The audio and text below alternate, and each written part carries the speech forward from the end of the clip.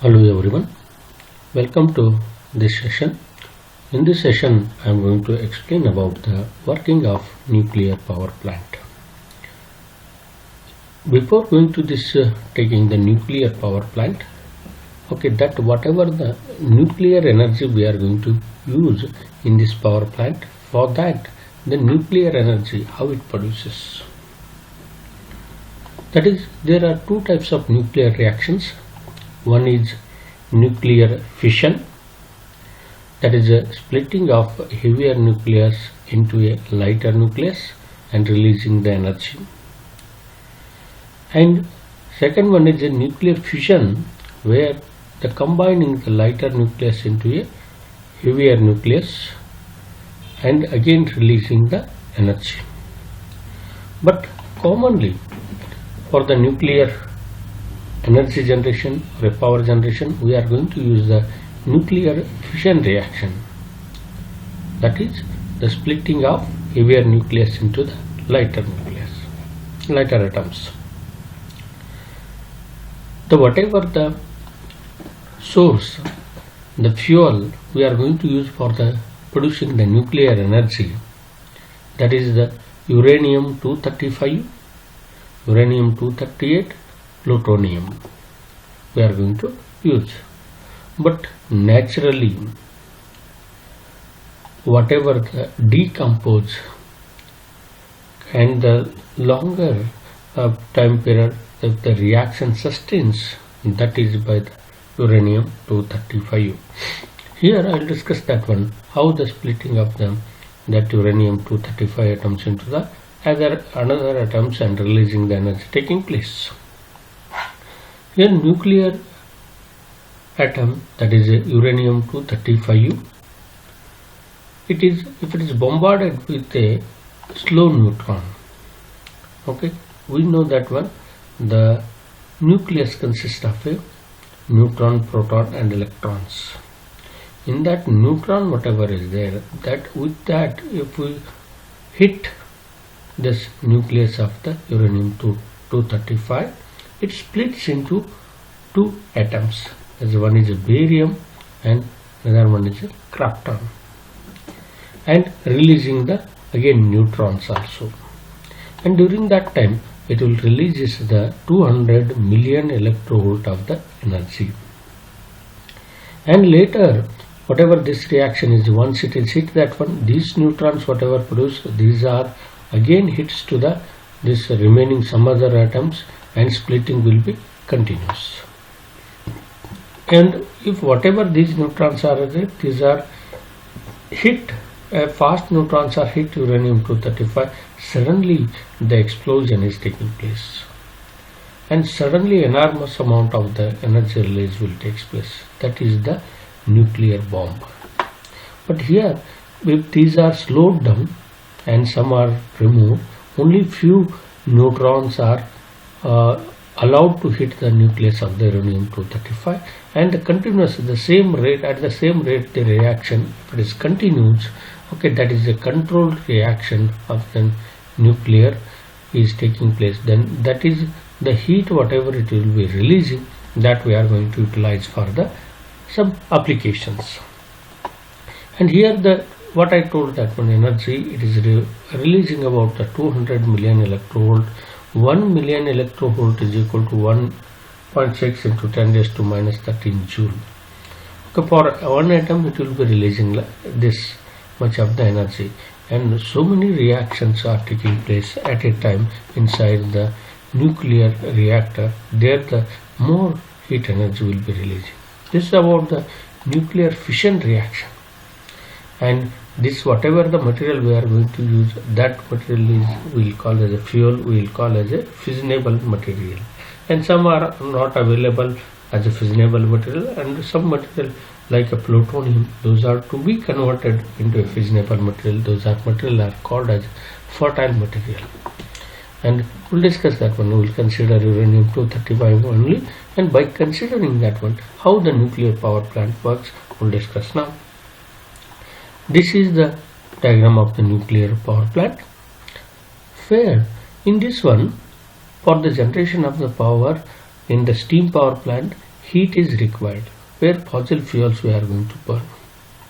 And in the same way, if the heat required to heat the steam, okay, if you use the nuclear reactions heat, then that is the nuclear power plant. And it consists of basically the reactor and heat exchanger, then turbine, condenser, generator, etc. Here inside, the whatever the moderator, fuel rods, control rods, and this is the heat exchanger, and pressure control and the coolant pump for the recirculation, and steam is going to expand in the turbine will be taking place, and condenses in the condenser, and it is pumped back to this heat exchanger. And this for the heat exchanger we are going to supply the water from the cooling tower. How actually this works? Here in the reactor, that usually where the actual nuclear reaction taking place, that is called as a core of the reactor.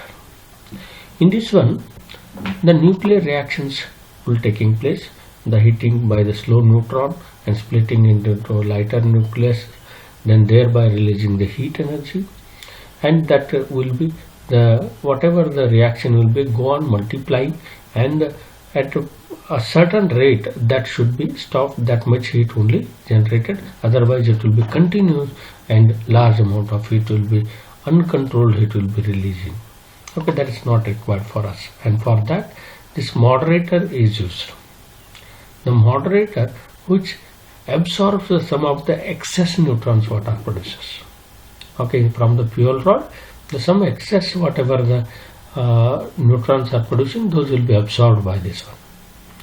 And this fuel rod whatever is there, that fuel rod, it consists of a uranium material, and with that one the reaction will be taking place. Control rod, it will be controls that one, it will be slowed down the fast neutrons, and slowed down the fast neutron, and that will be later that whatever the slow neutrons are hitting to that nucleus. Okay, the uranium 235, then later reaction will be continuous that one. Then actual heat whatever it is releasing, in this one the one of the primary fluid is used to heat, then later that will be supplied here to the heat exchanger. In this heat exchanger, the whatever the primary fluid is having the heat, it will be transferred to the water, and whenever the heat is transferred here, that to the water, the steam is generated. The steam is generated, water will be forms into steam. Then after that in the heat exchanger, it will be the primary fluid will be circulates in the heat exchanger and comes to the lower end, the other end, where the all heat will be transferred, and later it will be circulated to the again reactor core. Like this the cycle will continue, and this part is one cycle, that is a nuclear reaction cycle, it is a primary cycle we'll call. And remaining from this part, whatever the working is there, it is the same as that of the thermal power plant. The steam generated here, that goes to the turbine where it is expanded, and that turns the blades of the turbine, and later that turbine shaft will be rotates, and that will be connected to the alternator or a generator to generate the electricity.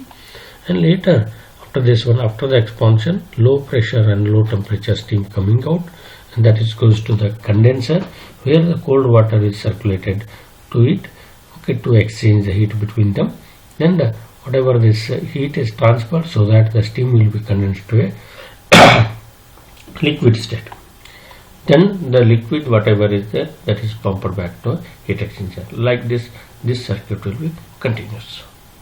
Then for this, in the condenser, the cooling whatever it is required, it is supplied from the cooling tower. From the cooling tower it will be supplied, and later it is supplied to a cooling tower once again.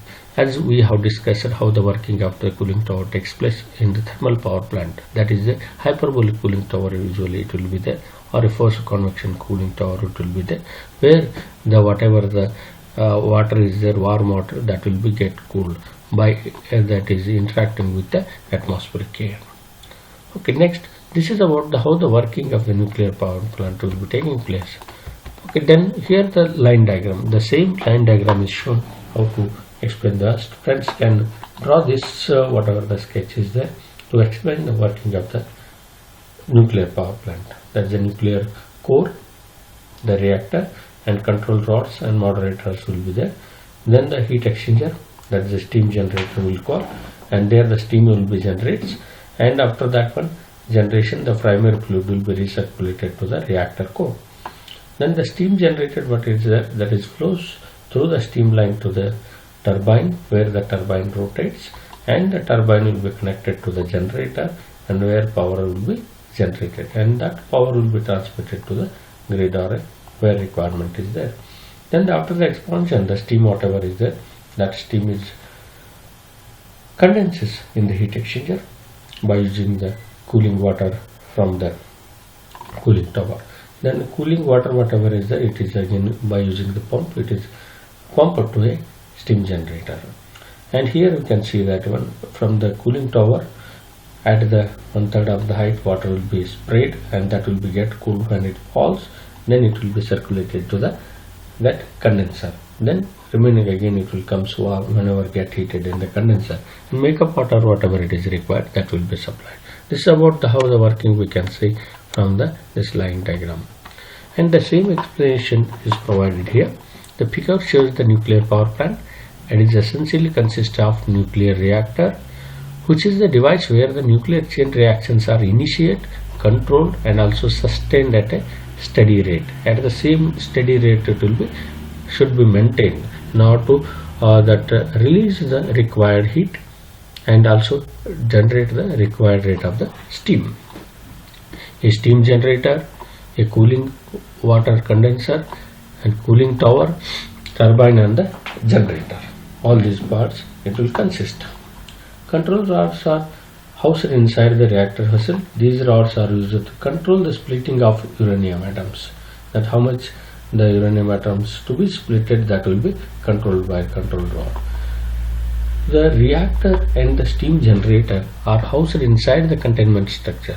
The reactor whatever is there, where actually reaction is taking place, that and steam generator both are housed inside the containment structure. That means it should not release any that radiation coming during that whatever the nuclear reaction.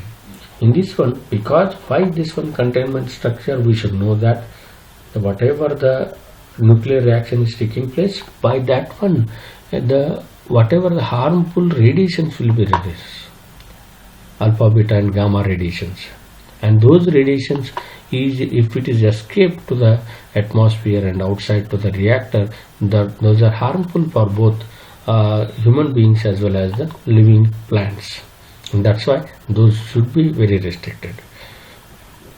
The nuclear reaction produces enormous amount of heat.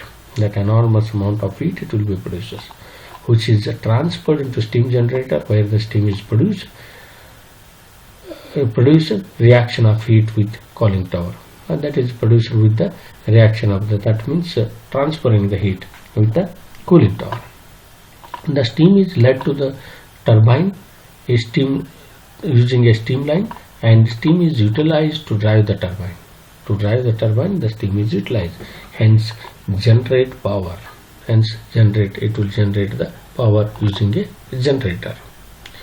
The advantage of this type of design is that radioactive steam or water never get into contact with the turbine. Okay, whatever the design we have discussed, in that the steam, radioactive steam whatever is there from the primary circuit, that will not comes contact with that whatever the turbine water.